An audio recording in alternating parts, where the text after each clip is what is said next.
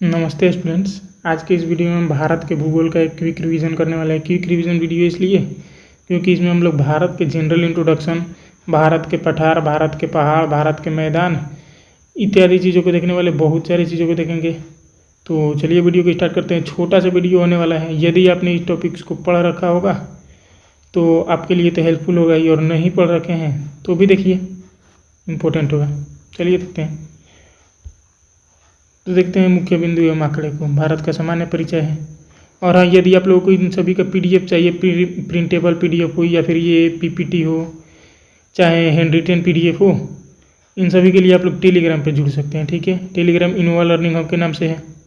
इसके अलावा व्हाट्सएप पर भी जुड़ लेना, इंस्टाग्राम और फेसबुक पर भी फॉलो कर लेना, इंपॉर्टेंट नोटिफिकेशन मिलते रहते हैं। तो देखते हैं। क्षेत्रफल 32,87,263 वर्ग किलोमीटर है भारत का क्षेत्रफल। ठीक है, याद रखेंगे क्षेत्रफल कितना है, 32,87,263 वर्ग किलोमीटर है। इसके अलावा ये 32,87,263 किलोमीटर दुनिया का कितना परसेंट है, तो 2.4% है। ठीक है, दुनिया का 2.4% है, क्योंकि पूरा वर्ल्ड अपने आप में ही कितना है, 100% है। जिसमें से 32,87,263 किलोमीटर ये कितना हो जाएगा, तो 2.4% होगा। ठीक है, 2.4% है। इसको भी आप लोगों को याद रख लेना है। ये विश्व का 7वां सबसे बड़ा देश है, टॉप 10 में शामिल हो जाता है। और जनसंख्या की दृष्टि से पूछा जाएगा, क्षेत्रफल की दृष्टि से 7वां है, क्षेत्रफल की दृष्टि से 7वां, और जनसंख्या की दृष्टि से पहला स्थान हो जाता है। जनसंख्या की दृष्टि से इसका पहला स्थान है। ये बहुत इंपॉर्टेंट है कि जीएमटी से भारत कितना आगे है, तो 5.5 घंटे आगे है। हम लोगों का दुनिया से 5.5 घंटे समय आगे चलता है। ठीक है, आगे देखेंगे। देखते हैं अक्षांशीय एवं देशांतरीय विस्तार को। भारत के अक्षांशीय और देशांतरीय विस्तार। अक्षांशीय विस्तार देखोगे तो 8 डिग्री 4 मिनट से 37 डिग्री 6 मिनट नॉर्थ है, अक्षांशीय विस्तार है। इसके अलावा देशांतरीय विस्तार 68 डिग्री 7 मिनट ईस्ट से 97 डिग्री 25 मिनट ईस्ट है, देख सकते हो। इसके अलावा एक कर्क रेखा होती है। ठीक है, कर्क रेखा जो कि भारत के 8 राज्यों से गुजरती है, भारत के 8 राज्यों से गुजरती है। ठीक है, तो देखते हैं। और भारतीय मानक समय रेखा कहाँ से ली गई है, तो 82 डिग्री 30 मिनट पूर्वी देशांतर से ली गई है। ठीक है, ये भारतीय समय रेखा कहाँ से ली गई है, तो 82 डिग्री 30 मिनट पूर्वी देशांतर। आगे देखेंगे।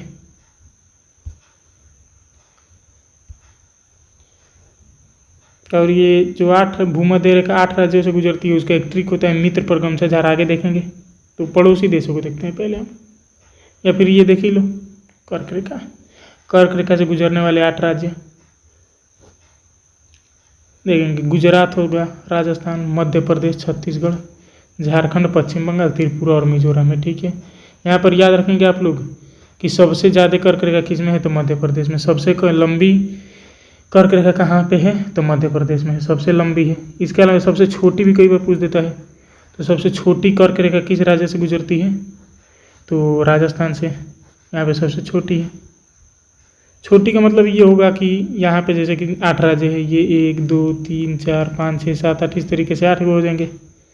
और यहाँ से ऐसे कर्क रेखा गुजरेगी तो किसी में ज़्यादा जग गई है, किसी में कम गई है, किसी में ज़्यादा, किसी में कम, क्योंकि जो राज्य है वो लाइन से तो है नहीं, और सभी राज्यों की सीमा एक जैसी नहीं है, ना कि सभी राज्य और ना ही सभी राज्य एक बराबर है। ठीक है, तो किसी में वहीं कर्क रेखा लंबी सीमा बनाती है, तो किसी में छोटी सीमा बनाती है।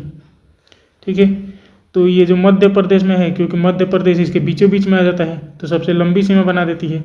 राजस्थान मात्र छोटी सी एरिया में इसके सामने आता है, तो छोटी सी सीमा बनाती है। तो राजस्थान में सबसे छोटी सीमा बनाती है, इसके अलावा मध्य प्रदेश में सबसे बड़ी सीमा बनाती है।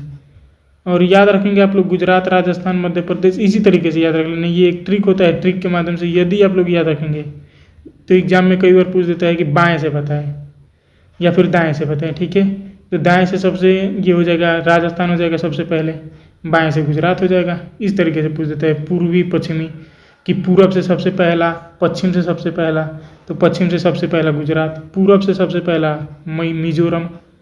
इस तरीके से भी याद रख लेना। बाकी शुरू में आप ट्रिक को देख सकते हो, मित्र पर गमछा झार। ठीक है, मित्र पर गमछा झार यहाँ पे हो जाएगा। मिजोरम, त्रिपुरा, पश्चिम बंगाल, राजस्थान, गुजरात, मध्य प्रदेश, छत्तीसगढ़, झारखंड। आगे देखते हैं। आगे भारत के पड़ोसी देश, इसके ऊपर भी एक डिटेल्ड वीडियो है, जाकर देख सकते हो आप। भारत के 7 पड़ोसी देश हैं जो कि स्थलीय सीमा बनाते हैं, ठीक है। और 3 ऐसे पड़ोसी देश हैं जो कि जलीय सीमा बनाते हैं। जलीय सीमा में हो जाएंगे श्रीलंका, मालदीव, इंडोनेशिया, ठीक है। मालदीव भारत से किस चैनल से अलग होता है? तो 8 डिग्री चैनल द्वारा अलग होता है। मालदीव और भारत किस चैनल से अलग होता है? तो 8 डिग्री चैनल। श्रीलंका और भारत किस चैनल से अलग होता है? तो पाक जलडमरू द्वारा। जैसे यहाँ पे ये भारत है और यहाँ पे श्रीलंका, इन दोनों के बीच के ये कौन सा जल संधि है? तो पाक जल संधि है। इसके अलावा यहाँ पे इंडोनेशिया है और यहाँ पे अंडमान है, क्या है? अंडमान है। तो इन दोनों के बीच में कौन सा जल संधि है? तो ग्रेट, ये इन दोनों के बीच में ग्रेट निकोबार है। ये कौन सा निकोबार है? तो ग्रेट निकोबार है, ठीक है। मालदीव और भारत 8 डिग्री चैनल द्वारा अलग होते हैं। यहाँ पे मालदीव और यहाँ पे हो जाएगा, ये तो रहा मालदीव, छोटे छोटे द्वीपों में है। और इसके अलावा ये है भारत, भारत के ये लक्षद्वीप। तो मालदीव और भारत 8 डिग्री चैनल द्वारा अलग होते हैं, ठीक है। मालदीव और भारत 8 डिग्री चैनल द्वारा अलग होते हैं। देखते हैं, अब स्थलीय सीमा वाले देख लो।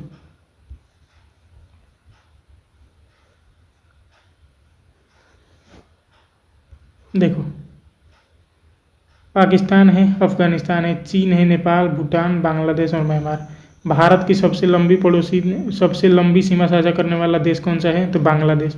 बांग्लादेश की सीमा सबसे लंबी है जो कि भारत के साथ साझा करता है, ठीक है। याद रख लेना, सबसे लंबी सीमा साझा करता है। सबसे छोटी सीमा पूछे तो अफगानिस्तान बोलना है, सबसे छोटी है ये, अफगानिस्तान बोल देना। आगे देखो, सबसे लंबी बांग्लादेश, सबसे छोटी अफगानिस्तान। डिटेल वीडियो है, इसके ऊपर जाकर देख लेना, प्लेलिस्ट में मिल जाएगा।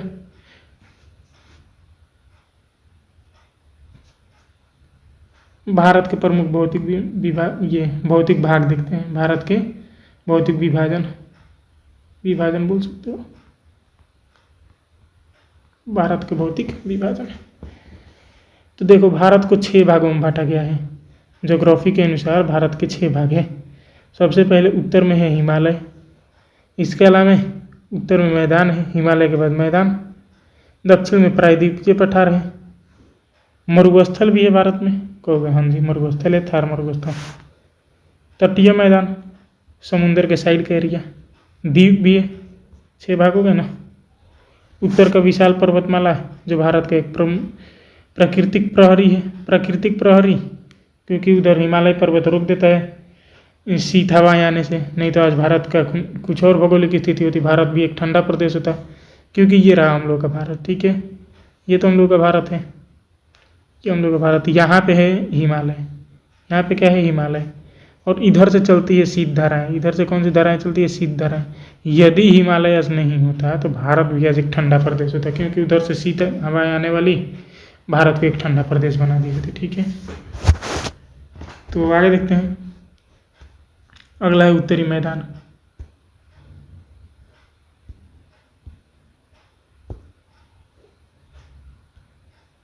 अगला है उत्तरी मैदान। सिंधु, गंगा और ब्रह्मपुत्र नदियों द्वारा निर्मित हुई है ये। भारत का उत्तरी मैदान सिंधु, गंगा और ब्रह्मपुत्र नदियों द्वारा निर्मित हुई है। प्रायद्वीपीय पठार को देखोगे तो गोंडवाना लैंड का भाग है प्रायद्वीपीय पठार भी हम लोगों का, ठीक है। खनिज से समृद्ध क्षेत्र है, प्रायद्वीपीय पठार इसे बोलेंगे। जैसे ये दक्षिणी क्षेत्र है, यहाँ पे है प्रायद्वीपीय पठार, ठीक है। पठार है सबसे बड़ा। भारतीय मरुस्थल, थार मरुस्थल को बोलते हैं, राजस्थान में है। तटीय मैदान, भारत के साइड साइड के ये तट है, समुंदर ये चारों तरफ से है, ये तटों को हम लोग क्या बोलते हैं? तटीय मैदान बोलते हैं। द्वीप समूह, अंडमान निकोबार और लक्षद्वीप द्वीप समूह हो गए। आगे देखो, इसके PDF के लिए आप लोग टेलीग्राम पे जा सकते हो, बार बार बोल रहा है। पर्वतीय श्रेणी एवं सर्वोच्च चोटियाँ, टेलीग्राम इनोवा लर्निंग हब के नाम से ही है। देखो, प्रमुख पर्वत श्रेणियों को देखते हैं। हिमालय, भारत की सबसे ऊंची पर्वतमाला कौन सी है? तो हिमालय। अरावली, विश्व की सबसे प्राचीन पर्वतमाला अरावली को बोला जाता है। सबसे प्राचीन पर्वतमाला अरावली है, याद रखना। अरावली हाल ही में चर्चा में था, करंट अफेयर्स का भी विषय है अरावली। अरावली को काटने के लिए सुप्रीम कोर्ट ने आदेश दिया था, अभी तो विवादित मुद्दा है ये।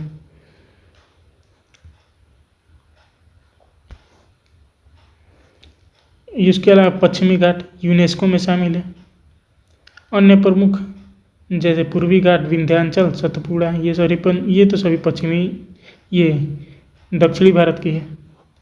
ये प्रमुख श्रेणियों को याद रख लेना। चोटी का नाम जैसे कि कंचनजंगा, भारत की सबसे ऊंची चोटी कंचनजंगा, भारत की सबसे ऊंची चोटी कंचनजंगा है जो कि सिक्किम में स्थित है। ठीक है। इसके अलावा एक और भारत की ऊंची चोटी है जो कि वर्तमान में भारत में नहीं है, इसे हम लोग बोलते हैं केटू, केटू बोलते थे हैं। ठीक है। जो कि कहाँ पे स्थित है, तो अभी तो वो पीओके का हिस्सा है। ठीक है। लेकिन अभी ये कंचनजंगा जो कि सिक्किम में है वो भारत की सबसे ऊंची चोटी है। ऊंचाई याद रख लेना 8,586 मीटर, 8,586 मीटर, इसका ही याद रखना, इम्पोर्टेंट है। नंदा देवी उत्तराखंड का है 7,816 मीटर। कामेट उत्तराखंड में ही है 7,756 मीटर। साल्टोरो कांगड़ी 7,742 मीटर। इन दोनों का ऊंचाई भी याद रख लेना, याद हो तो इन दोनों का भी रख लेना, लेकिन ये दोनों इम्पोर्टेंट है। आगे देखते हैं। नदी तंत्र, भारत के प्रमुख नदी तंत्र देखो, गंगा नदी भारत की सबसे लंबी नदी है, लंबाई 2525 किलोमीटर। गंगा नदी की लंबाई 2525 किलोमीटर। यमुना नदी, गंगा की सबसे बड़ी सहायक नदी यमुना नदी है। गंगा की सबसे बड़ी सहायक नदी यमुना नदी। यमुना नदी दक्षिण साइड से भारत में मिलती है, ये रही गंगा नदी में मिलती है। जैसे कि ये तो है गंगा, गंगा में दक्षिण साइड से कौन सी नदी आकर के मिलेगी, यमुना नदी मिलेगी। ठीक है। यमुना नदी गंगा की सबसे बड़ी सहायक नदी है, याद रखना। ब्रह्मपुत्र भारत से बहने वाली विशाल नदी है, भारत से बहने वाली एक विशाल नदी है, लेकिन भारत की सबसे लंबी नदी कौन सी है, गंगा नदी। यहाँ पे ये प्रवेश करती है असम से। ठीक है। असम से प्रवेश करेगी और फिर जा करके बांग्लादेश में निकल जाएगी। ठीक है। इसके अलावा सिंधु नदी उत्तर पश्चिम भारत की प्रमुख नदी है। गोदावरी एवं अन्य नदियाँ जैसे कृष्णा, नर्मदा, कावेरी, महानंदा। गोदावरी को दक्षिणी गंगा के नाम से भी जाना जाता है, याद रख लेना। आगे देखते हैं। भारत के पठार देखते हैं, भारत के पठार एवं भारत के मरुस्थल। दक्कन का पठार देखो, भारत का सबसे बड़ा पठार दक्कन का पठार। मालवा का पठार मध्य प्रदेश और राजस्थान में फैला है, मालवा का पठार। छोटा नागपुर का पठार, भारत का रूर बोला जाता है छोटा नागपुर के पठार को, छोटा नागपुर के पठार को भारत का रूर बोला जाता है। मेघालय का पठार, गारो खासी जयंतिया पहाड़ी से घिरा हुआ पठार है मेघालय का पठार। ठीक है। आगे देखते हैं। थार मरुस्थल, थार मरुस्थल को देखोगे तो राजस्थान में ही स्थित है। थार मरुस्थल, थार मरुस्थल राजस्थान में स्थित है। और राजस्थान में एक बहने वाली नदी लूनी नदी। थार मरुस्थल में कौन सी एक प्रमुख नदी बहती है, लूनी नदी बहती है। अब लूनी नदी मरुस्थल में बहती है तो इसे मरुस्थल की जीवन रेखा बोला जाता है। ऐसा माना जाता है कि मरुस्थल को हरा भरा रखने का काम किसका है, लूनी नदी का है। क्योंकि अब नदी बहेगी तो उसके आसपास कुछ न कुछ पेड़ पौधे रहेंगे, बस्तियाँ बसेंगी, लोग भी रहेंगे वहाँ पे। तो लूनी नदी की जीवन रेखा, मरुस्थल की जीवन रेखा किसे बोला जाता है, लूनी नदी को। आगे देखते हैं। पश्चिमी तटीय मैदान, कोंकण तट कहाँ है, महाराष्ट्र एवं गोवा। महाराष्ट्र एवं गोवा में कौन सा तट है, कोंकण तट। कन्नड़ तट कर्नाटक तटीय क्षेत्र है। मालाबार तट केरल का तटीय भाग को मालाबार तट बोलते हैं। कन्नड़ तट कर्नाटक के तटीय क्षेत्र को क्या बोलते हैं, कन्नड़ तट बोलते हैं। ठीक है। जैसे कि यहाँ पे महाराष्ट्र है, यहाँ पे तो ये महाराष्ट्र है और ये कर्नाटक और ये केरल। ठीक है। ये महाराष्ट्र, कर्नाटक, केरल। ठीक है।